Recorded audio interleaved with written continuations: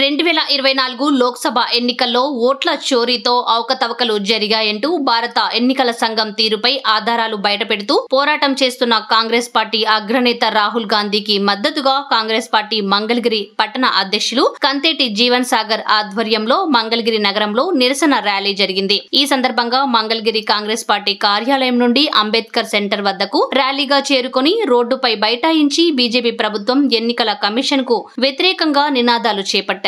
రాహుల్ గాంధీ చేస్తున్న పోరాటం రాజకీయం కోసం కాదని ప్రజాస్వామ్యం, రాజ్యాంగం, ఓటు హక్కు పరిరక్షణ కోసమేనని ఎద్దేవా చేశారు। అనంతరం మంగళగిరి ఎంఆర్ఓ కార్యాలయానికి ర్యాలీగా చేరుకుని ఎంఆర్ఓ దినేష్ కుమార్ కు వినతి పత్రాన్ని అందజేశారు। ఈ కార్యక్రమంలో మంగళగిరి పట్టణ అధ్యక్షులు కంతేటి జీవన్ సాగర్, గుంటూరు జిల్లా మహిళా కాంగ్రెస్ అధ్యక్షురాలు జంజనం శారద, మంగళగిరి పట్టణ మహిళా కాంగ్రెస్ అధ్యక్షురాలు కె రాధిక, కాంగ్రెస్ పార్టీ మంగళగిరి నియోజకవర్గ నాయకులు K Yalamanda, K Punnarao, D Varaprasad, D Srinivasarao, Congress party కార్యకర్తలు, అభిమానులు పాల్గొన్నారు।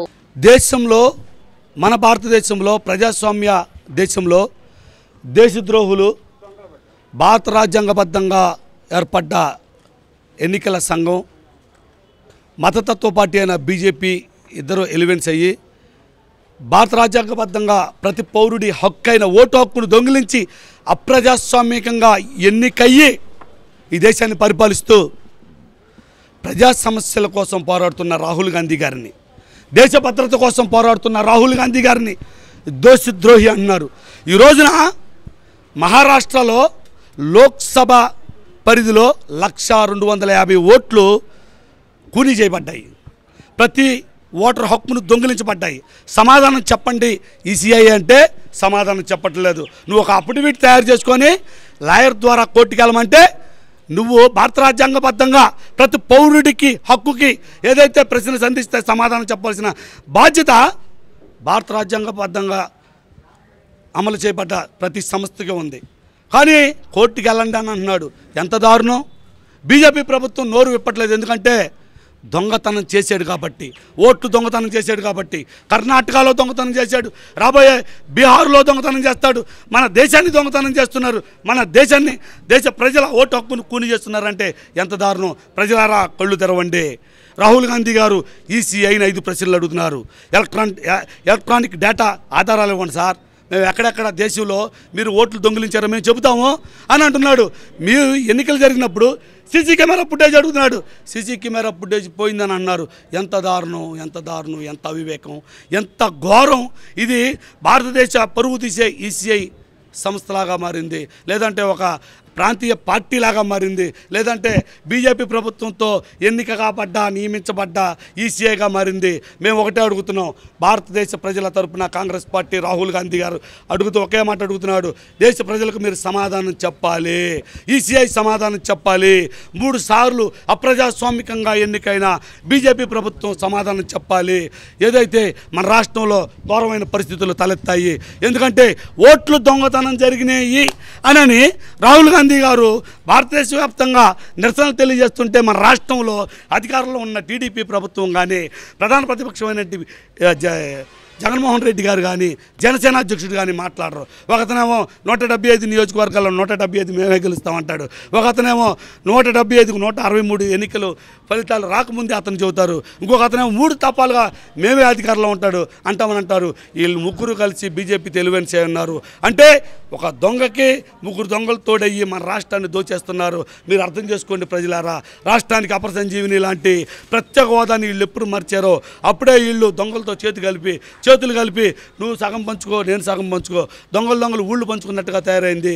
ఏదైతే రాహుల్ గాంధీ గారు ఈసీఐని అడిగిన 5 ప్రశ్నలు సమాధానం ఈసీఐ చెప్పాలా, ఏదైతే మన భారతదేశంలో జిల్లాల వారీగా కలెక్టర్ గారు చెప్పాలా, ఏదైతే మండలాల వారీగా ఎంఆర్ఓ గారు చెప్పాలా, మంగళగిరి పరిధిలో మేము ఎంఆర్ఓ గారికి సమాధానం రాహుల్ గాంధీ గారు అడిగిన 5 ప్రశ్నలకు సమాధానం చెప్పాలని ఎంఆర్ఓ గారిని అడిగితే ఆయన వినతిపత్రం తీసుకొని వెళ్ళిపోతాం అంటే ఇది ప్రజాస్వామ్యబద్ధంగా ఆయన ఒక హోదాలో ఉండి ప్రజల హక్కుని అయ్యా మా ప్రజల హక్కు దొంగిలించబడింది అని అంటే ఆయన పట్టించుకోకుండా వెళ్ళిపోతున్నారంటే ఎంత ఘోరం! వీళ్ళందరూ దొంగలేనా?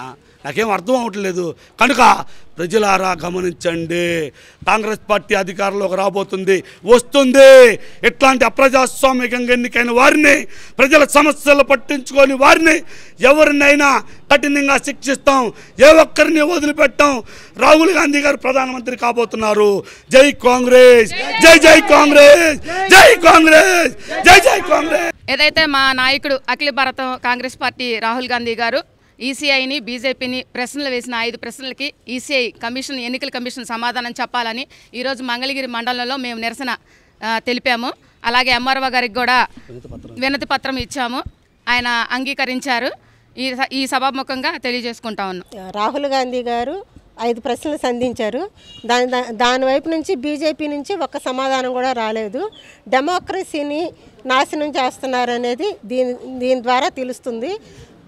మన డెమోక్రసీలో ఓటు హక్కు అనేది మన హక్కు, దాన్ని దొంగిలించడం అనేది చాలా తప్పు. దాని విషయంగా రాహుల్ గాంధీ గారు ఎంత స్పందించినా అటువైపు నుంచి బీజేపీ కూటమి నుంచి ఒక్క సమాధానం కూడా రావట్లేదు. దీనిపై కాంగ్రెస్ పార్టీ మేము తహసీల్దార్ గారికి మేము వినతి పత్రం ఇవ్వడానికి వచ్చాము. మేము దీని ప్రకారంగా మేము చర్యలు తీసుకోవాలని కాంగ్రెస్ పార్టీ డిమాండ్ చేస్తుంది. మరి జీవన్ సాగర్ గారి ఆధ్వర్యంలో ఏదైతే ఓటు దొంగలించబడిందని రాహుల్ గాంధీ గారు ఈ దేశానికి, ఈ దేశ ఎన్నికల కమిషన్కి ప్రశ్నించడంలో ఒక 5 ప్రశ్నలు సంధించారు. ఆ 5 ప్రశ్నలకి ఎన్నికల కమిషన్ కానీ, బీజేపీ కానీ, పార్లమెంట్లో కానీ చర్చ జరపకుండా ఓట్లు పెట్టండి అంటున్నారు. అంటే ఈ భారతదేశం మూఢనమ్మకాల మీద ఆధారపడి ఉందా, రాజ్యాంగం మీద ఆధారపడి ఉన్నదా అన్నది ఎన్నికల కమిషన్ ఈజీ చెప్పాలా. మీరు ఒట్టు వేయండి, మీ ఆత్మసాక్షిగా చెప్పండి అని చెప్పేసి ఈసీ కమిషన్ మాట్లాడుతుంది. అది అంతవరకు సమంజసం కాదు. మూడోసారి గద్దెనెక్కినటువంటి బీజేపీ ప్రభుత్వాన్ని సూటిగా ప్రశ్నించినటువంటి రాహుల్ గాంధీ పైన మరి ఈసీ నోటీసులు ఇవ్వడం, అరెస్టులు చేయటం, ఇది ప్రజాస్వామ్యానికి కరెక్ట్ కాదు. రాహుల్ గాంధీకి మీకు దమ్ముంటే, బీజేపీ ప్రభుత్వానికి దమ్ముంటే, అలాగే బీజేపీ తొత్తుగా పనిచేస్తున్నటువంటి ఎన్నికల కమిషనర్కి దమ్ముంటే రాహుల్ గాంధీ గారు అడిగిన 5 ప్రశ్నలకు సమాధానం చెప్పి మీరు ముందుకు రావాలని ఈరోజు మంగళగిరి పట్టణంలో మేము ఎంఆర్ఓ ఆఫీస్ సాక్షిగా మెమోరాండం ఇస్తూ డిమాండ్ చేస్తున్నాం.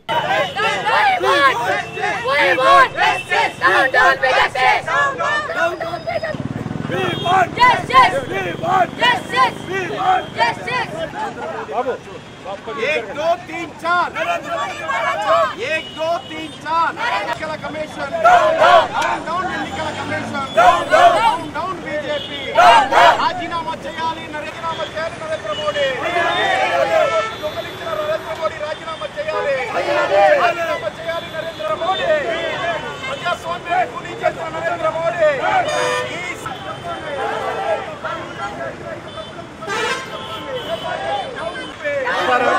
ఫోటో నరేంద్ర మోడీ రాజీనామా చేయాలి ఓట్లతో గద్దెనెక్కిన బీజేపీ రాజీనామా చేయాలి down EC down Narendra Modi దొంగ ఓట్లపై పవన్ కళ్యాణ్, చంద్రబాబు, జగన్మోహన్ రెడ్డి సమాధానం చెప్పాలి. దొంగ ఓట్లపై సమాధానం చెప్పాలి.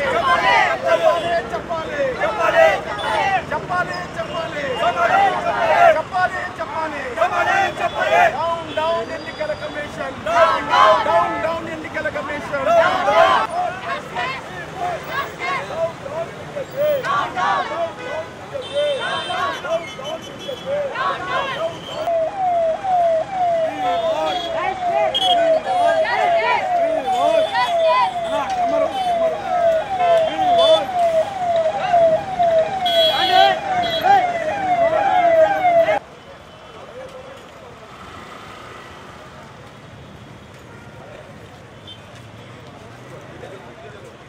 స్లోగన్స్ ఏంటన్నా?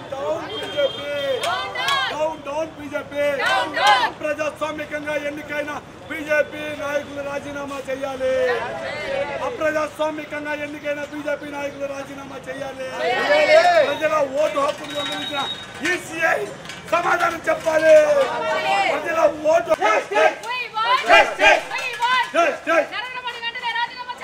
రాజీనామా చేయాలి.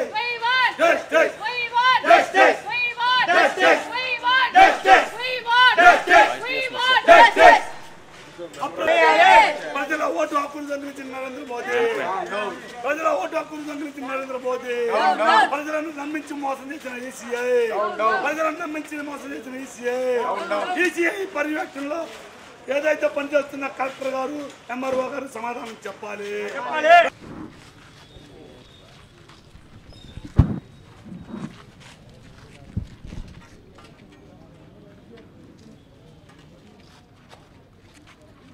ఏర్పడ్డ ఎన్నికల సంఘం ఓకే అంటే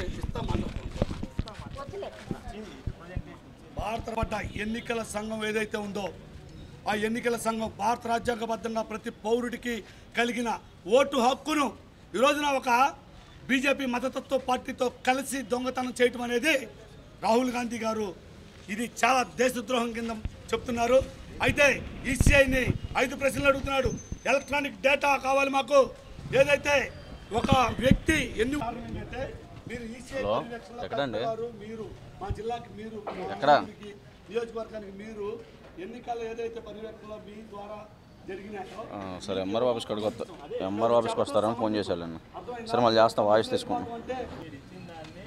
జిల్లా కలెక్టర్ గారికి పంపిస్తామని సార్. అదే సార్ ఇచ్చిన తర్వాత మీరు చెప్పాలనుకున్నది ఈ విషయం చెప్పండి. అంటే సార్ ఈ విషయం చెబుతున్నా నేను మీకు ఇవ్వడానికి గల కారణం ఏంటంటే రాజ్యాంగబద్ధంగా ప్రతి పౌరుడికి కలిగిన ఓటు హక్కు దొంగిలించబడింది.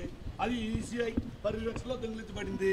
ఒక ప్రాంతీయ ఒక పార్టీ జాతీయ పార్టీ అయిన బీజేపీ పార్టీతో కుమ్మక్కై ఈసీఐ కలిసి ప్రజల హక్కుని దొంగిలించారు.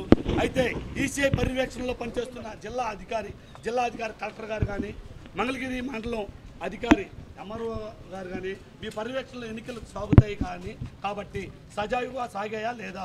ఏదైతే ఈసీఐని రాహుల్ గాంధీ గారు 5 ప్రశ్నలు అడిగారు. 5 ప్రశ్నలకి మీ ద్వారా ఈసీఐ సమాధానం చెప్పిద్దని మేము ఆశపడుతున్నాం. అది మేము మీకు చెప్పగలిగాము. తప్పకుండా దీని మీద కలెక్టర్ గారికి పంపించేసి నెక్స్ట్ దాంట్లో పొలిటికల్ మీటింగ్ ఏదైతే ఉందో ఏ చర్యలు తీసుకున్నారో okay thank you very much. అది మేము కోరుకుంటున్నాం.